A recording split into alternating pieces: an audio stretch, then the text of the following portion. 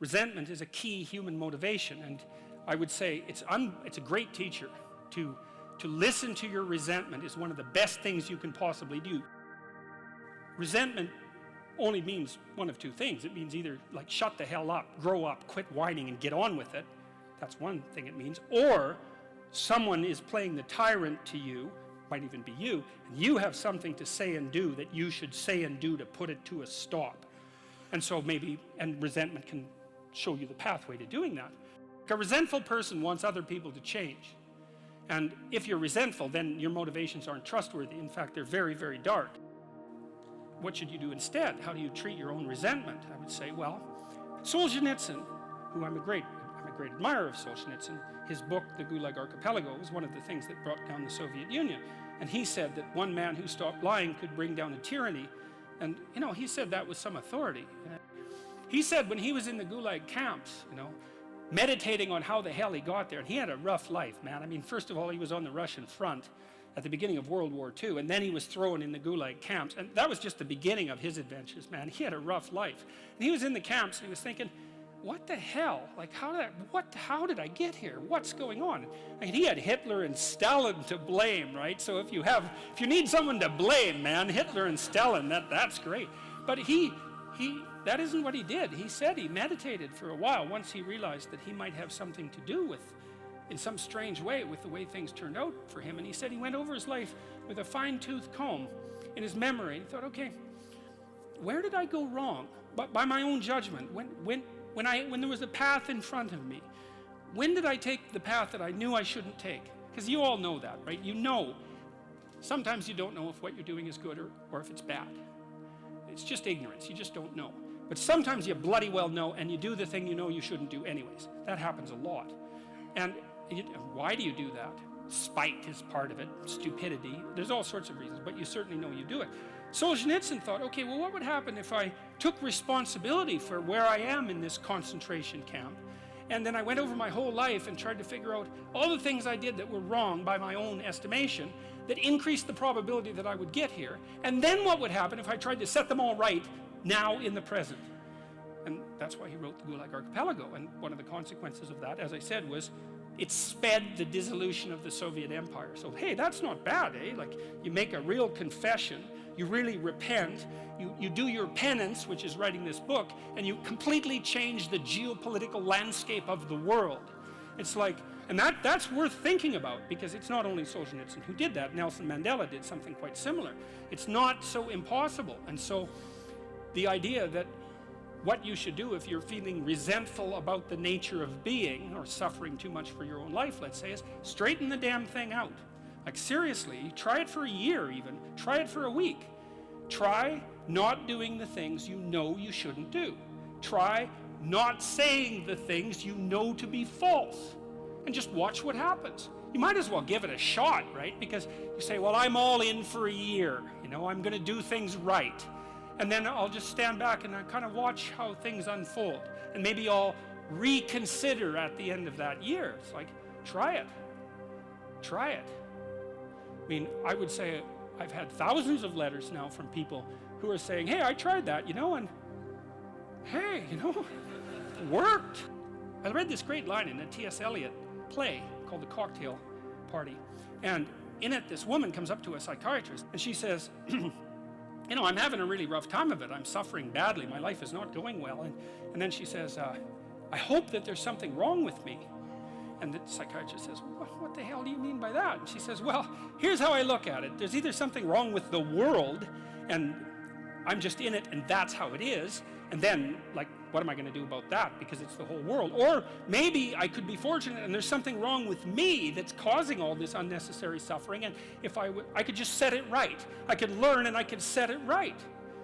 And so, I've been thinking about that for a very long time, and I think, well, if your life isn't going the way it is, you can find someone else to blame, which is pretty convenient for you and also relatively easy, or you could think, okay, I don't like life. I don't like the way my life is unfolding. Maybe I don't like life in general because it's tragic and tainted with evil. How do I know if my judgment is accurate? And the question is, well, have I really done everything I possibly could to set my life straight? Because maybe I shouldn't be judging its quality, or the quality of life itself, or being itself for that matter, if I haven't done everything I possibly could to set my life straight.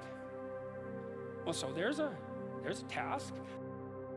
The humility element is, it took me a long time to understand why there's religious injunctions supporting humility, to even understand what the word really meant in that sort of technical sense. And it means something like this. It means what you don't know is more important than what you know. And that's a lovely thing to, then what you don't know can start to be your friend, you see. People are very defensive about what they know. But the thing is, you don't know enough. And you can tell you don't know enough because your life is not what it could be, and neither is the life of the people around you. You just don't know enough.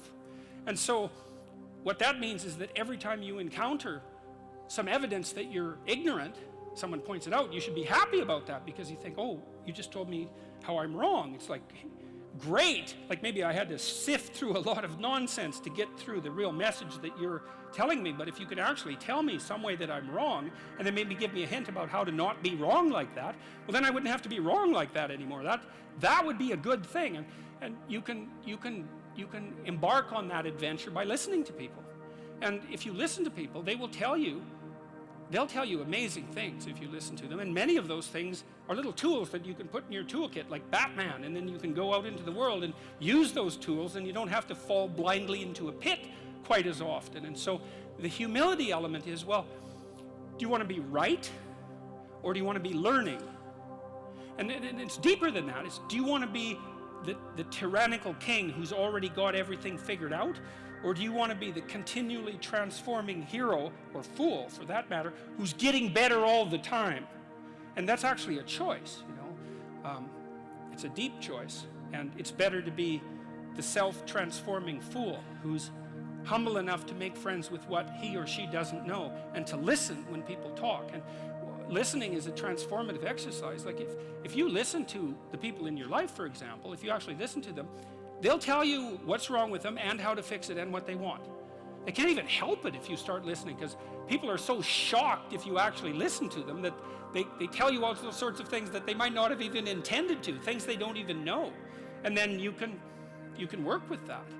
And so, and the other thing that's so interesting, you know, now and then you have a meaningful conversation, right? You have a good conversation with somebody, you walk away and you think, geez, you know, we really connected, and I know more than I did when I came away from that conversation. And during the conversation, you're really engrossed in it. And that feeling of being engrossed is a feeling of meaning, and the feeling of meaning is engendered because you're having a transformative conversation. So your brain produces that feeling of meaning for you. It says, oh yeah, this is exactly where you should be, right here and now. It's the right place and time for you. And that's a great place to occupy. And so a good conversation where people are listening has exactly that nature. And the reason it has that nature is because it is in fact transformative. It's one of the truisms of clinical psychology. Like if you're a clinical psychologist, a huge part of what you do is just listen to people. It's like, you know, they come in, they're unhappy, and they'd rather not be, something like that. You say, well, why do you think you might be unhappy? And they don't know. They have some ideas, and they may have to ramble around for like a year before they figure out why they're unhappy. They get rid of a bunch of reasons why they thought they were unhappy that are untrue, and then you kind of get to the heart of the problem. And then you might ask them, well, if you could have what you wanted so that your life would be okay, what would that look like? Then they have to ramble around a bunch about that because they don't really know. But the listening will straighten them out, because people think by talking. And in order to think, you have to have someone to listen, because it's very hard to think. Hardly anyone can think. And even the people who can think can only think about a limited number of things. But almost everybody can talk.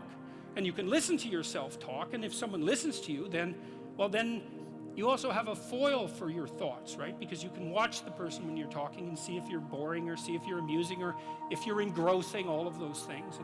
So like if you're arguing with your wife, let's say, or your husband, big party is going to want to win. And that's stupid, because you don't want that. You want to defeat your wife in an argument. oh, well, great. Like if she was going to disappear tomorrow, no problem. But like you're going to like live with defeated, miserable her for the next week? That's no good. So you listen and you think, okay, well, here's what I think you said, and maybe even make it a little stronger and more elaborated than was the case with the original utterance, so that you get the damn argument right. Because you don't want to win, you want to fix the problem. That's the winning.